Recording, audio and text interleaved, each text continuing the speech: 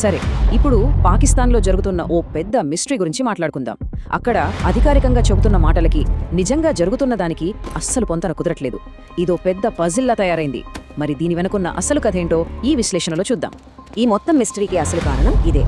అమెరికాకు చెందిన 20 భారీ C-17 గ్లోబ్ మాస్టర్ యుద్ధ విమానాలు ఇస్లామాబాద్లోని నూర్ ఖాన్ ఎయిర్ బేస్లో దిగాయి.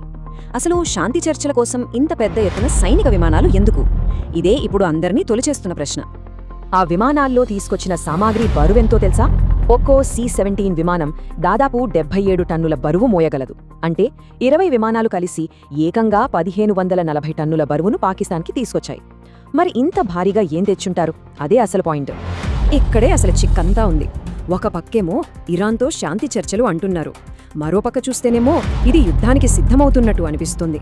ఈ రెండిటి మధ్య ఉన్న తేడాయే ఈ మిస్టరీని ఇంకా పెద్దదిగా మార్చేస్తుంది. అఫీషియల్గా ప్రపంచానికి చెబుతున్న కథ ఇదే. ఇరాన్తో కాల్పుల విరమణ పొడిగింపు కోసం చర్చలు జరపడానికి అమెరికన్ ఆఫీసర్స్ వస్తున్నారని, దానికోసమే ఏర్పాట్లని చెబుతున్నారు. కానీ మనకు కనిపిస్తున్న ఆధారాలు మాత్రం వేరే కథ చెబుతున్నాయి. ఇది చూడండి, చాలా ఇంట్రెస్టింగ్ విషయం. అమెరికాకు అత్యంత ముఖ్యమైన మిత్రదేశం ఇజ్రాయెల్. అక్కడి విదేశాంగ మంత్రి ఏమంటున్నారంటే, అమెరికా గ్రీన్ సిగ్నల్ ఇస్తే చాలు, ఇరాన్ను తిరిగి రాతియుగానికి పంపించేస్తాం అని ఓపెన్గా స్టేట్మెంట్ ఇచ్చారు. ఇది శాంతి చర్చల వాతావరణానికి పూర్తిగా వ్యతిరేకంగా ఉంది కదా. కేవలం మాటలే కాదు, మిగతా దేశాల చర్యలు కూడా చూడండి. ఇరాన్లో ఉన్న తమ పౌరుల్ని వెంటనే దేశం విడిచి వెళ్ళిపోమని చైనా, ఇండియా లాంటి దేశాలు హెచ్చరికలు జారీ చేశాయి. అంతేకాదు, ఈ మీటింగ్ కోసం ఏకంగా ఇస్లామాబాద్ నగరాన్ని రోజుల తరబడి లాక్డౌన్లో పెట్టడం కూడా చాలా అనుమానాలకు దారితీస్తుంది. సరే, ఇప్పుడు ఈ మిస్టరీని డీకోడ్ చేయడానికి ట్రై చేద్దాం. ఆ విమానాల్లో ఏముందో అర్థం చేసుకోవాలంటే ముందుగా మామూలుగా ఒక డిప్లొమాటిక్ విజిట్కు ఏమేం అవసరమో చూద్దాం. ఒక హై లెవెల్ టీం వచ్చినప్పుడు వాళ్ల సెక్యూరిటీ కోసం సాయుధ వాహనాలు, కమ్యూనికేషన్ పరికరాలు, జామర్లు, సెక్యూరిటీ టీమ్స్, ఇంకా ఎయిర్ ఫీల్డ్ రిపేర్ కిట్స్ లాంటివి తీసుకురావడం కామన్. వీటన్నిటికీ మహా అయితే ఓ 5 విమానాలు చాలు.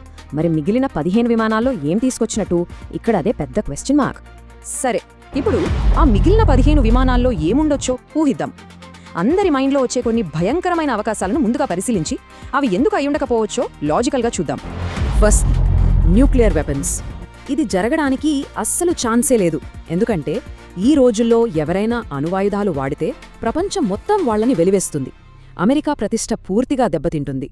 సో ఈ ఆప్షన్ని పక్కన పెట్టేయొచ్చు. రెండవది, కెమికల్ వెపన్స్. ఇది కూడా చాలా డౌటే.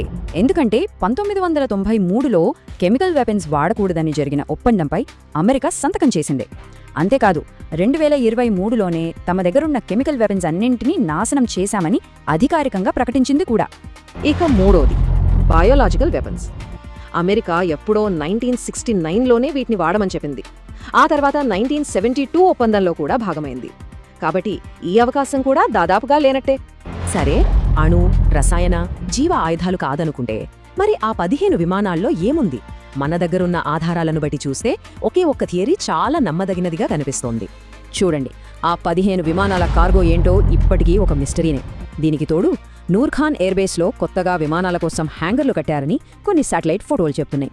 వీటన్నింటినీ కలిపి చూస్తే ఆ విమానాల్లో పెద్ద సంఖ్యలో మిలిటరీ డ్రోన్లను తీసుకొచ్చుంటారని, వాటితో పాకిస్తాన్ భూభాగం నుంచి ఇరాన్పై దాడి చెయ్యాలనేది ప్లాన్ అని ఒక బలమైన వాదన వినిపిస్తోంది. ఈ విషయం కేవలం అమెరికా, ఇరాన్, పాకిస్తాన్లకు మాత్రమే సంబంధించినది కాదు. దీని ప్రభావం ఈ రీజియన్ మొత్తం మీద, ముఖ్యంగా మన పొరుగు దేశాలపై చాలా తీవ్రంగా ఉంటుంది. అదెలాగో ఇప్పుడు చూద్దాం. ఒకవేళ నిజంగా దాడి జరిగితే ఇదొక చైన్ రియాక్షన్లా మారచ్చు. అమెరికా పాకిస్తాన్ నుంచి ఇరాన్పై దాడి చేస్తే ఇరాన్ మిత్రదేశాలైన రష్యా, చైనాలు పాకిస్తాన్పై ప్రతీకార చర్యలు తీసుకోవచ్చు. మన పక్క దేశంలో ఇంత పెద్ద గొడవ జరిగితే దాని ప్రభావం ఇండియా మీద కూడా ఖచ్చితంగా పడుతుంది. వెంటనే కనిపించే ప్రమాదం మాత్రమే కాదు, దీనివల్ల మనలాంటి దేశాలకు ఇంకో దీర్ఘకాలిక ప్రమాదం కూడా పొంచి ఉంది. అది చాలా ముఖ్యమైన విషయం. ఇక్కడ చాలా కీలకమైన విషయం ఏంటంటే, అమెరికా తన ఆపరేషన్ అయిపోయాక ఆ అత్యాధునిక ఆయుధాలను పాకిస్తాన్లోనే వదిలేసి వెళ్తే పరిస్థితి ఏంటి? వాటిని పాకిస్తాన్ సైన్యం వాడుకునే అవకాశం ఉంది. అది భవిష్యత్తులో మన దేశ భద్రతకు చాలా పెద్ద ముప్పుగా మారొచ్చు. సో ఇదంతా చూశాక ఈ మొత్తం వ్యవహారం మన ప్రాంత భవిష్యత్తు మీద ఒక పెద్ద ప్రశ్నను మిగిల్చింది. అదేంటంటే, అవును, ఇదే అసలైన ప్రశ్న.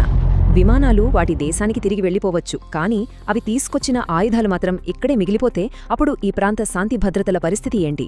ఇది మనందరం ఆలోచించాల్సిన విషయం.